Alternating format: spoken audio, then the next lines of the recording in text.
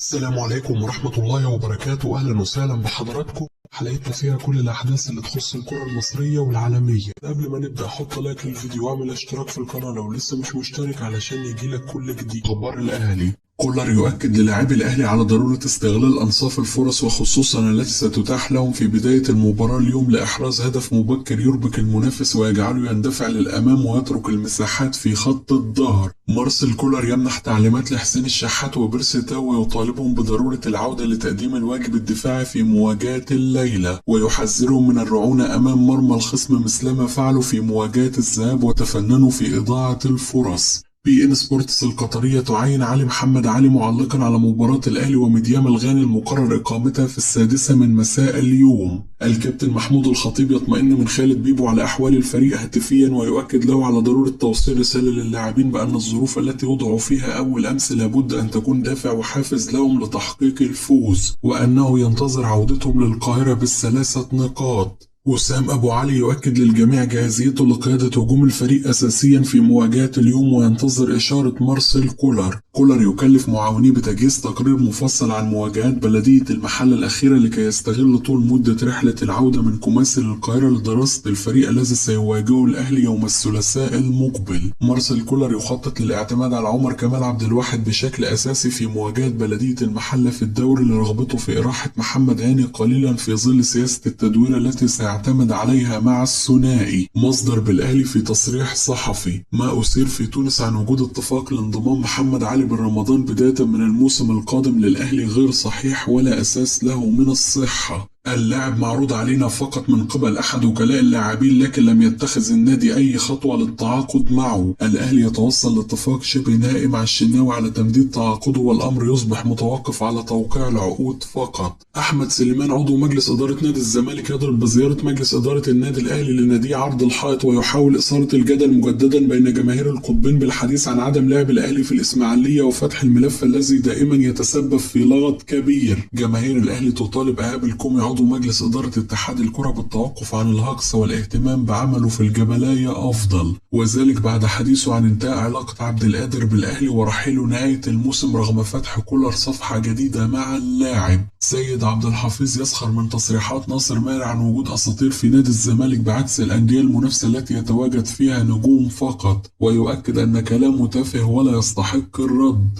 رونالدو وماني ورفاقهم في النصر السعودي يصطدمون بحجازي وبنزيما ورفاقهم في اتحاد جدة السعودي في ربع نهائي دوري أبطال آسيا في مواجهة نارية. جمال علام يتقدم ببلاغ للنائب العام ضد أحمد حسام ميدو ويتهم بالسب والقذف. دراسة رابطة الأندية مقترح تخفيض عدد الأجانب في الدوري المصري يؤكد أن الكرة المصرية لا يمكن أن تتقدم طالما المسؤولين عنها ليس لديهم أي فكر للتطور، بعكس المتواجدين في الدوري السعودي الذين يسمحون للأندية بضم العديد من اللاعبين الأجانب لكي يكون الدوري قوي. الزمالك يحاول التكتم على غضب جو جوميز المدير الفني للفريق من غياب شيكابالا عن تدريبات الفريق بسبب الصار لتصوير أحد الإعلانات لأحد الشركات المملوكة لأعضاء مجلس الإدارة. وسام أبو علي مهاجم الأهلي الجديد: أنا بحالة جيدة الآن وتخلصت تماما من الإصابة ولا أطيق الانتظار لخوض أول مباراة مع النادي الأهلي. خضت مباريات ودية خلال معسكر الإمارات لكن شعور أنني أتواجد مع الفريق في غانا أمر مختلف. سعيد بتواجدي مع الأهلي وكل شيء سوف يأتي بالمشاركة في المباريات الرسمية وإن شاء الله قادر على مساعدة الفريق وتقديم الإضافة. حظيت بدعم كبير منذ وصولي إلى مصر وانضمامي للنادي الأهلي سواء على المستوى الجماهيري أو زملائي بالفريق، وهو ما يسعدني ويمنحني دوافع قوية في بداية مشواري مع الفريق الأحمر. أحلم بالتتويج بكل البطولات مع النادي الأهلي سواء على المستوى المحلي أو الأفريقي من أجل إسعاد الجماهير. رضا سليم: المباراة أمام بطل غانا لن تكون مباراة سهلة والأهلي قادر بالروح على تحقيق الفوز وال3 نقاط لكي نكون في الصدارة ونسعد الجماهير.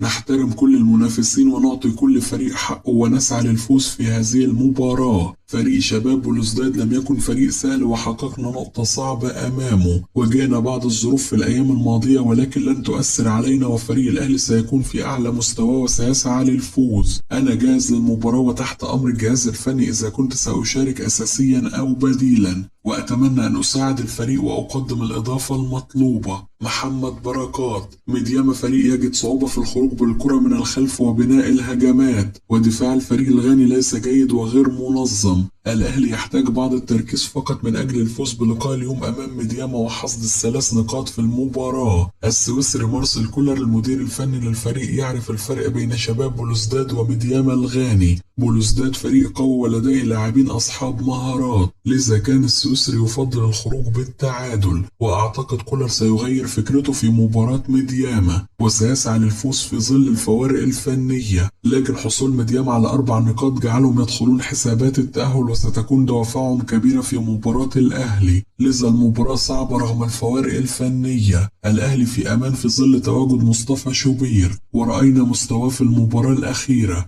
مصطفى شوبير كان نجم في مباراة شباب بلوزداد ولم نشعر بغياب الشناوي في المباراة بسبب تألقه. نتمنى من لاعبي الأهلي أن يكونوا في قمة تركيزهم وأن يعملوا بشكل جماعي في مباراة ميدياما. التأمين الدفاعي سيكون مهم في تلك المباراة لعدم منح فرصة لارتفاع المعنويات للفريق الغاني. سيد معوض: مباراة الأهلي وميدياما مهمة جدا والفوز بها يؤمن الصدارة والصعود، ولا يوجد أي أزمة مطلقا في المبيت بمدينة أكرا ثم السفر في اليوم التالي إلى كوماسي. كنا نمر بظروف صعبة في رحلات أفريقيا دائما. عودة بيرسي تاو تمنح الأهلي حلول كثيرة في خط الهجوم، ومن الوارد مشاركة وسام أبو علي خلال الشوط الثاني، والأهلي قادر على تحقيق نتيجة إيجابية هناك. أعتقد في وسط الملعب سيلعب أكرم توفيق والسولية وإمام عاشور، والهجوم رضا سليم وحسين الشحات وموديست. والأهلي الأقرب للفوز على ميدياما، لكن التعادل نتيجة جيدة لأن الفريق سيكون قادر على الصعود في الصدارة في المباراة الأخيرة. مصطفى شوبير لم يصبح تحت الاختبار مطلقا، ولعب مباراة صعبة أمام شباب بلوزداد في وجود جماهيري كبير، وسبق ولعب نهائي دوري الأبطال في وجود 50,000 مشجع. هو ليس لاعب صغير وموجود منذ 4 سنوات مع الفريق الأول، وعندما يشارك يقدم مستوى طيب،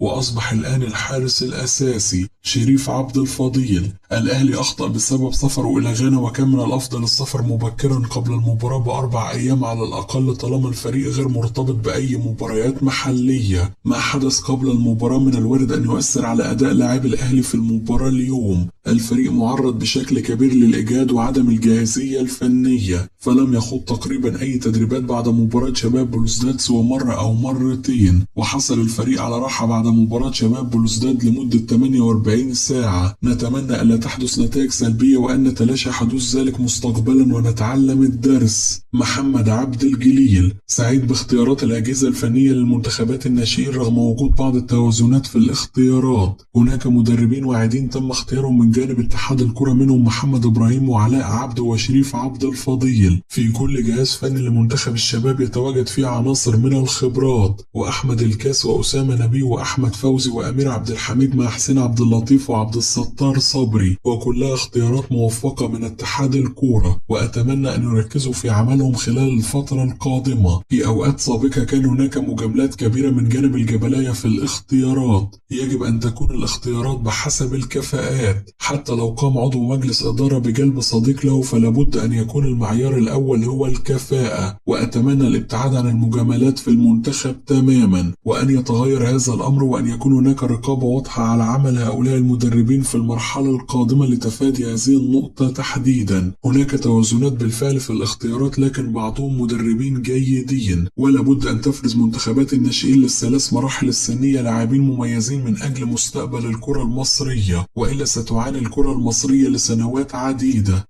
كده تكون انتهت أخبارنا، أشوفكم على خير في حلقة جديدة.